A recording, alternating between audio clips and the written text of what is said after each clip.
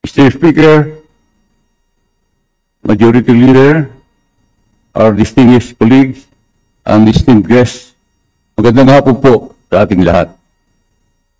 Every October, we celebrate Elderly Filipino Week as mandated by Proclamation number 470, series of 1994.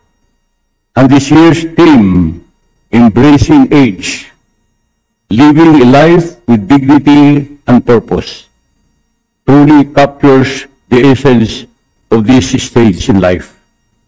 It is but fitting and proper that we do recognize the significant contributions of senior citizens to nation building and confront the issues and concerns affecting the elderly sector.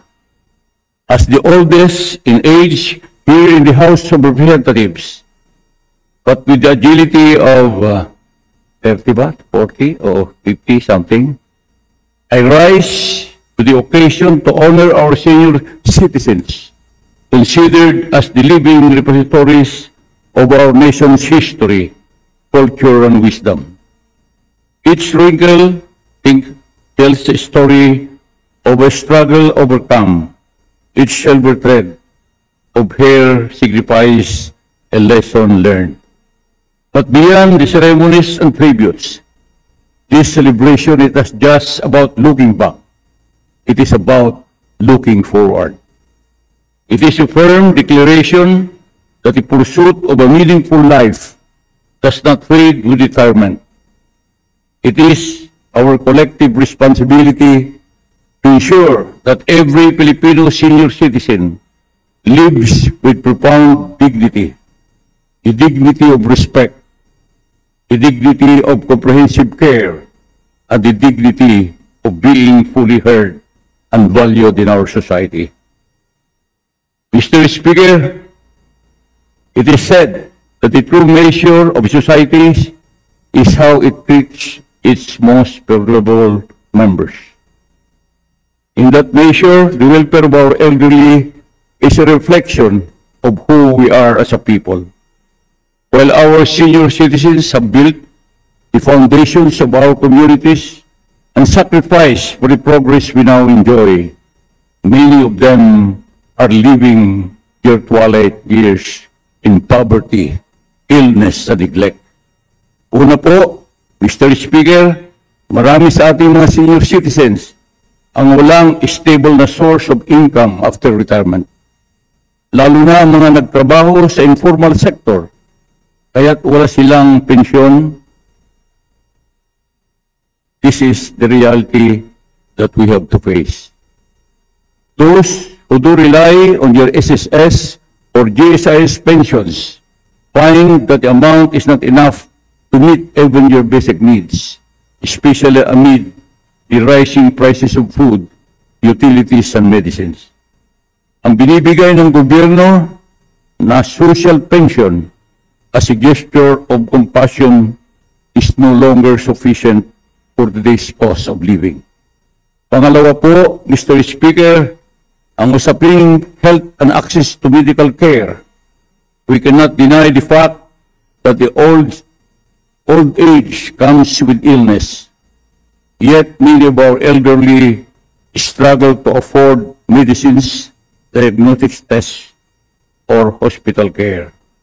While PhilHealth coverage has improved, gaps remain, especially for maintenance drugs, geriatric care, and long-term treatment. Lalong-lalo na iyong nakatira sa mga liblib ng lugar, umaasa na lang sa gamot galing sa mga health centers na kung minsan kulang-kulang o kaya worse, wala pa. Pangatlo, social neglect and loneliness.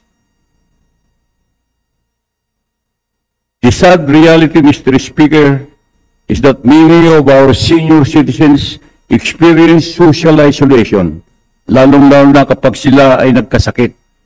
Walang tumitingin sa kanila o nangungumusta. Some are left alone by families who migrate for work relatives have families of your own, while others are abandoned altogether. May mga sitwasyon na makikita natin silang nagpapalimos. At yung iba naman ay dinadala sila sa mga home for the aged. Nakalimitan, overcrowded na rin. Mabuti kung mayroon home for the aged sa lahat ng probinsya, especially sa far-flung areas. Pang-apat, Mr. Speaker, digital and social exclusion. In this age of digital transformation, many elderly Filipinos are left behind. Gaya ng transaksyon sa bangko, sa healthcare appointments, sa pagkuha ng benefits sa gobyerno na naging online na rin. Gaya ng sa GSIS, bigla na lang natigil ang aking nakarampot na pensyon.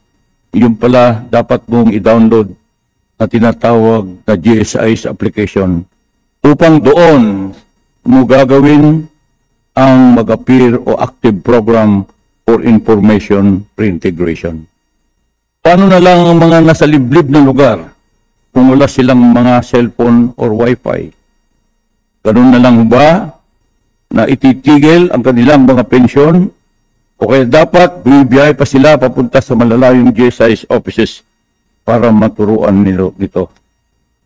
Without assistance, many senior citizens are able to access these services, cutting them off from opportunities and benefits rightfully theirs.